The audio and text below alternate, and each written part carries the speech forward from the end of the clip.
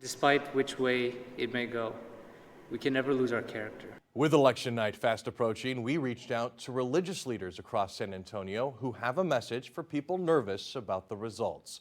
Fox San Antonio's Amanda Henderson reports on a unified front, calling for peace no matter the result. Let me ask you this, Joe. No, go ahead. Well, it's probably one of the most important elections of our generation. Our democracy really counts on us having faith in the system. What we are taught is basically the unity, kindness, and working together in support. Do you think the eyes of the world are going to be on the United States and their reaction? Yeah. I don't have a problem with protesting. I think it's good. That's a right that we've been afforded by our forefathers. But I do have a problem with it becoming violence. America is just hours away from 2020's Election Day. You at home waiting for the results to start trickling in. Although they may not be final come Tuesday night, leaders of faith in San Antonio recognize emotions will be running high one way or another. We have to trust that as a society we can make rational decisions. Archbishop Gustavo Garcia Sr. says voicing your opinion is not an issue. Just keep it peaceful. The results will not please everybody, will not. And so we need to be humble, even in our little spot.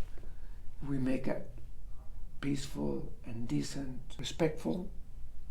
It will help the whole. A sentiment echoed by Rabbi Mara Nathan at San Antonio's Temple Bethel. I don't condone violence of any kind, but I do think it's important to give people the space to say what's in their heart and what's on their mind. Somebody in this election is going to get upset. It's a very polarizing election. Gavin Rogers is an associate pastor with Travis Park Church downtown, and he remembers the night's riots broke out in the area. Some young adults and some teenagers, some people not really involved in those protests, vandalized downtown. It's not the damage to church doors or windows that concerns him, it's something bigger. It's just windows in the end. We can fix those. So people's lives are more important. We have to figure out as a community, after this election, how to heal. Sakib Shaikh with the Muslim Children's Education and Civic Center emphasizes the importance of listening to one another instead of reacting. When people try to shut down an argument, citing protesters, few individuals going out of line, they're doing a disservice to the discourse. It really doesn't matter whoever is elected.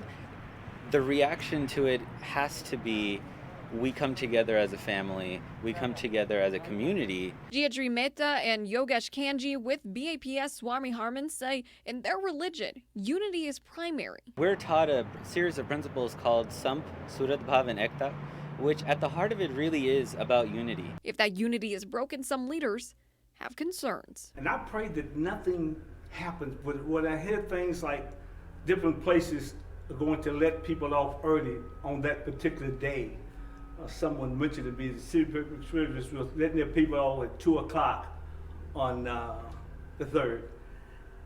It stands reason why we should be alarmed. In early September, numerous religious leaders, including Pastor Ed Newton from Community Bible Church, signed a document calling for peace, no matter the outcome. That's the message everyone we talked with says. Feel free to express yourself, listen to each other, and never allow anyone to take your voice. As Pastor Andrew Roberts with Eastwood Community Baptist Church explains, healing is the best step forward. We need to gain a resolve about what's going on because we understand the fact that a divided house will not stand.